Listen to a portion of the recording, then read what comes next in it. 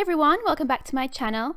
We had a ridiculous quantity of blackberries taking over the garden in a giant spiky blackberry bush, so I decided to make a blackberry crumble. So this is what I did, and this is what you'll need. Some blackberries, obviously, some sugar, some flour, and some margarine or butter. So all I'm doing at the moment is just tipping the blackberries into my oven-proof dish. And I'm new to filming this cooking malarkey, so that I did have some problems with my positioning of the camera, and I kept getting my arms in the way, so I apologise. But I'm ironing out the kinks, but I think you can kind of get the gist of what I'm doing. Once they're in the dish, I just then took about 2 or 3 tablespoons of the demerara sugar, sprinkled that on top, and this is just to add a little bit of sweetness because some fruit is a little bit tart.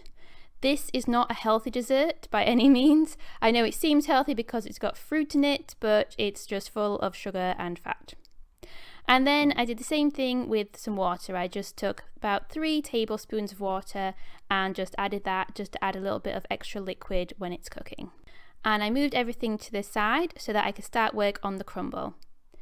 So with my very jazzy, sexy yellow bowl, I put that on my weighing scales, got my sieve and started weighing out the flour, the sugar and the margarine. So you want to do it in a ratio of 2 to 1, so there's twice as much flour as margarine and twice as much flour as sugar. So I did about 70 grams of flour, I believe, and then about 35 of sugar and 35 of the margarine. Obviously it does depend how big your dish is and how much fruit you have to cover up as well. My dish isn't very big because it was just for 2 of us, so I didn't make that much crumble, but you can always make extra if you run out, so you don't need to worry too much. And then the flour did almost attack the camera with flour fumes that I'm just trying to waft away from the camera. And now I'm just mixing in the sugar as well.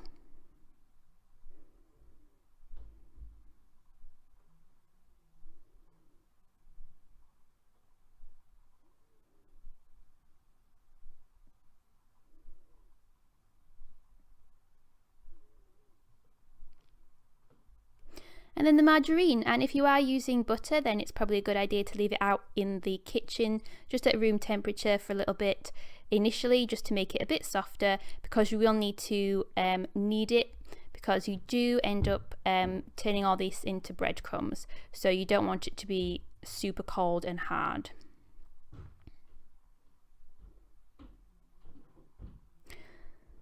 And at this point, it's a really good idea for you to wash your hands if you haven't already, to make sure they're clean, because you are going to get right in there and get them dirty. And so you do just go in and with your fingers mix it all together until you have lots of breadcrumbs. And yes, it gets very messy and you get it all over your hands, and that's part of the fun. And that's why I always liked making crumbles when I was younger. It is a bit annoying and it's a bit dangerous when you've just bought a new camera to be having dirty crumble covered hands in the kitchen. Anyway, once you've done that, you just need to pour on the crumble on top of the fruit in your dish.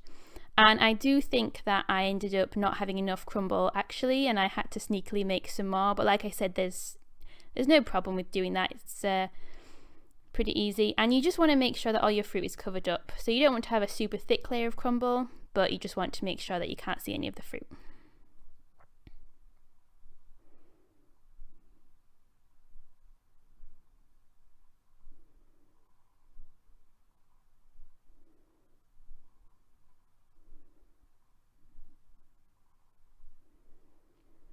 Then I'm just patting it all down a little bit just to make it look kind of presentable and just flattening out the top.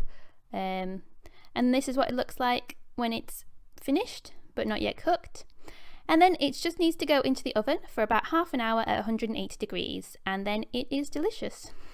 Like I said, it is not healthy, but it does taste good. Anyway, if you've liked the video, please like, and if you want to see more videos, please subscribe.